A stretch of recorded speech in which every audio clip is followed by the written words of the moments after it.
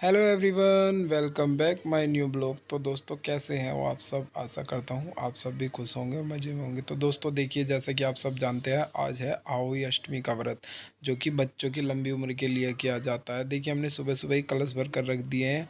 लड्डू गोपाल जी भी तैयार हैं। तो चलिए दोस्तों सुनते हैं, आइए, आओई अष्टमी का व्रत कैसे किया जाता है और क्यों हुआ। आप सभी को अहोई अष्टमी की हार्दिक शुभकामनाएं। अहोई माता आप सभी के बच्चों की और आप सभी के परिवारजनों की रक्षा करें। जिन्हें संतान सुख नहीं है उन्हें संतान प्रदान करें। कृष्ण पक्ष की अष्टमी तिथि के दिन अहोई अष्टमी का व्रत रखा जाता है और साल 2022 में ये व्रत 17 अक्टूबर सोमवार के दिन रखा जाएगा। इस व्रत की खास बात यह होती है कि जिस दिन की अहोई अष्टमी होती है, अगले सप्ताह ठीक उसी दिन दिवाली का त्योहार मनाया जाता है। इस व्रत में महिलाएं निर्जला व्रत रखती हैं। पूरे दिन बिना अन्न जल ग्रहण किए दिन में अहोई माता की कथा पढ़कर या सुनकर, रात को तारों को देखकर, तारों को अर्घ देकर व्रत खोला जाता है। नुकीली धारदार चीजों का इस्तेमाल नहीं करना चाहिए। साथ ही मिट्टी से जुड़े हुए काम भी नहीं करने चाहिए, जैसे कि मिट्टी खोदना या फिर नए पौधे लगाना या कोई पौधा उखाड़ना। किसी भी प्रकार का खुदाई वाला काम इस दिन नहीं किया जाता है। कथा सुनने का सबसे शुभ मुहूर्त इस दिन दोपहर 12:30 बजे से लेकर 2 बजे के बीच में। अष्टमी की पौराणिक कथा। इस कथा को सुनते समय अपने हाथ में 7 गेहूं के या 7 चावल के दाने रखकर कथा सुननी चाहिए। पौराणिक कथा के अनुसार एक बार एक साहूकार था जिसके 7 बेटे और 7 बहुएं थी, साथ ही एक बेटी भी थी। दिवाली से पहले घर को लीपने के लिए इकलौती ननद अपनी भाभीयों के साथ जंगल में मिट्टी खोदने गई। जब वह मिट्टी खोद रही थी कि वहीं पर स्याहू की यानी कि सेई की मांद थी। मिट्टी खोदते समय ननद के हाथ से खुरपी लगकर सेई का एक बच्चा मर गया, जिसे देखकर स्याऊ बहुत क्रोधित हो गई। दुखी होकर स्याऊ माता बोली कि मैं अब तेरी कोख बांधूंगी। तब ननद अपनी सातों भाभियों से कहने लगी कि तुम में से कोई मेरे बदले कोख बंधवा लो, लेकिन सबने इनकार कर दिया। परंतु छोटी भाभी सोचने लगी कि अगर मैं अपनी कोख नहीं बंधवाऊंगी तो सासू नाराज होंगी। ऐसा विचार कर ननद के बदले में छोटी भाभी ने अपनी कोख बंधवा ली। इसके बाद जब भी उसका लड़का होता तो 7 दिन बाद वह मर जाता। एक दिन उसने पंडित जी को बुलवाकर पूछा कि पंडित जी, मेरी संतान 7वें दिन ही क्यों मर जाती है। तब पंडित जी ने कहा कि तुम सुरही गाय की पूजा करो, सुरही गाय की सेवा करो, क्योंकि सुरही गाय स्याऊ माता की सहेली है।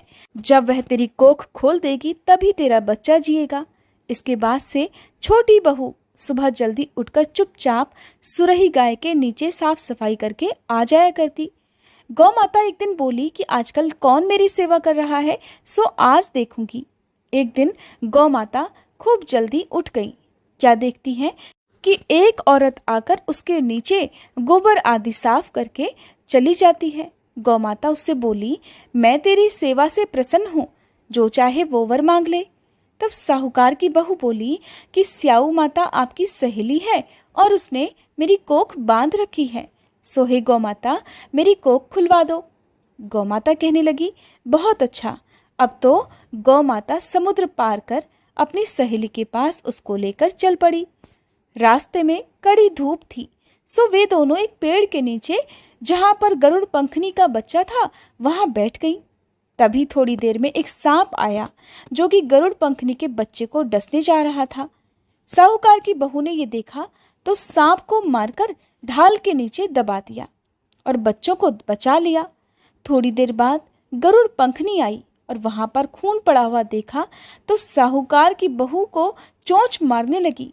उसने सोचा कि हो ना हो इसी बहू ने मेरे बच्चों को मार डाला है। तब साहूकारनी बोली कि मैंने तेरे बच्चों को नहीं मारा, बल्कि सांप तेरे बच्चों को डसने आया था। मैंने तो उस सांप से तेरे बच्चों को बचाया है। ये सुनकर गरुड़ पंखनी खुश होकर बोली कि मांग, तू क्या मांगती है। साहूकार की बहू बोली, हे गरुड़ पंखनी, मुझे 7 समुंदर पार स्याऊ माता के पास पहुंचा दो। गरुड़ पंखनी ने दोनों को अपनी पीठ पर बिठाकर स्याऊ माता के पास पहुंचा दिया। स्याऊ माता उन्हें देखकर बोली कि बहन, बहुत दिनों के बाद आई। फिर कहने लगी, बहन मेरे सिर में जूं पड़ गई, जरा मेरे सिर से जुएं तो बीन दो। तब सुरही गाय के कहने पर साहूकार की बहू ने सलाई से उनकी सारी जुएं निकाल दी। इस पर स्याऊ माता प्रसन्न होकर बोली कि तूने मेरे सिर में बहुत सलाई डाली है, इसलिए 7 बेटे और बहुएं तुझे मिलेंगी। वह बोली, हे स्याऊ माता, मेरे तो एक भी बेटा नहीं है, 7 बेटे कहाँ से होंगे? स्याऊ माता बोली, वचन दे दिया सो दे दिया, वचन से फिरूं तो धोबी कुंड पर कंकरी हो जाऊं। जब साहूकार की बहू बोली, मेरी कोख तो तुम्हारे पास बंद पड़ी है। ये सुनकर स्याऊ माता बोली, तूने तो मुझे ठग लिया। मैं तेरी कोख खोलती जो नहीं, परंतु अब तो खोलनी पड़ेगी। जा, तेरे घर तुझे 7 बेटे और 7 बहुएं मिलेंगी। तू जाकर उजमन करियो, 7 अहोई बनाकर 7 कढ़ाई करियो। साहूकार की बहू खुश होकर घर लौट आई। घर लौटकर आई तो देखा 7 बहुएं और 7 बेटे बैठे हुए हैं। वह बहुत खुश हो गई।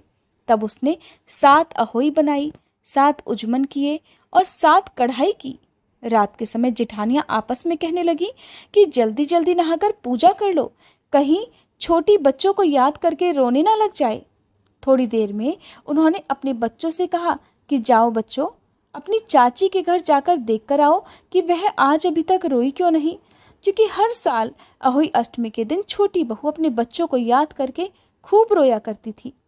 बच्चों ने जाकर देखा कि चाची तो कुछ मान रही है, खूब उजमन हो रहा है। ये सुनते ही जेठानियां दौड़ी दौड़ी उसके घर आई और जाकर कहने लगी, छोटी बहू, तेरी कोख तो बंधी हुई थी, तूने कैसे कोख खुलवा ली? तो वह बोली, तुमने तो कोख बंधाई नहीं, सो मैंने ही कोख खोल दी है। स्याऊ माता ने कृपा करके मेरी कोख खोल दी। हे स्याऊ माता, जिस प्रकार आपने मेरी कोख खोली, उसी प्रकार संतान सुख की इच्छा रखने वाली सभी महिलाओं की कोख भी खोल देना। संतान प्रेम से बोलिए, अहोई माता की जय। सो फ्रेंड देखिए, सबसे पहले करते हैं तिलक लड्डू गोपाल जी को और फिर उनको बांधते हैं कलावा। इसी तरह तीनों बच्चों को बांधेंगे, पहले तिलक करेंगे और फिर कलावा, और उसके बाद करेंगे पूजा आरंभ।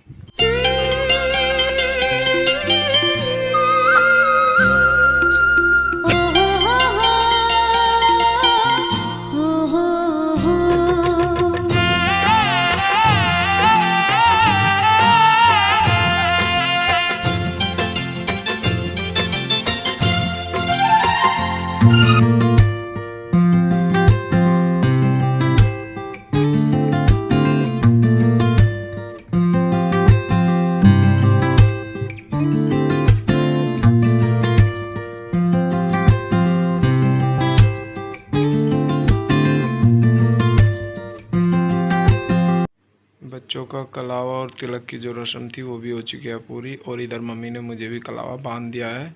तो चलिए दोस्तों, करते हैं अहोई अष्टमी की पूजा आरंभ। जय हो अहोई माता की जय।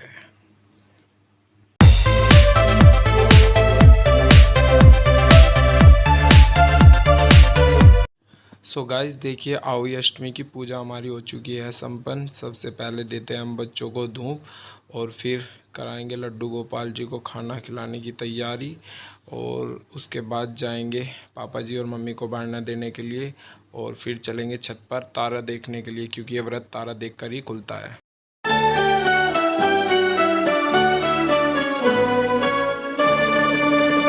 ओ मीठो है नमकीन है बाबा, चरपरो थोड़ो खाटो, सोने की थाली में परोस्यो। ढाल लड्डू गोपाल जी की तरह प्लेट लगा दिया, यानी हमने जैसे लड्डू गोपाल जी की प्लेट लगाई थी ऐसे ही मम्मी और पापा की प्लेट लगाई है। तो चलिए दोस्तों, अब फिर चलते हैं छत पर तारा देखने के लिए, क्योंकि अथर्व तो पहले ही चला गया वहाँ पे। बोला मम्मा आपको भूख लग रही ना, तो इसलिए वो पहले ही चला गया। तो चलो हम भी चलते हैं दोस्तों छत पर। और ये देखो, अथर्व तो वापस भी आ गया। मम्मा बोल रहा कि तारा निकल चुका है, और ये पापा और मम्मी के पैर छू रहा है। तो चलिए उसके बाद हम भी चलते हैं छत पर। देखिए तारा निकल चुका है, क्योंकि ये व्रत तारा देखकर ही खुलता है। तो चलिए दोस्तों, आपको दिखाते हैं तारा। सो गाइस देखिए, तारा भी निकल चुका है, और सीमा अब तारे को अर्घ देगी और अथर्व को टीका करेगी, और उसके बाद खाना खाकर यानी अपना व्रत खोलेगी। तो चलिए दोस्तों, करते हैं इस ब्लॉग का एंड यहीं पर। मिलते हैं अगले ब्लॉग में। आपको ये ब्लॉग हमारा कैसा लगा दोस्तों, हमें कमेंट बॉक्स में ज़रूर बताइए। जय हो, अहोई अष्टमी माता की जय।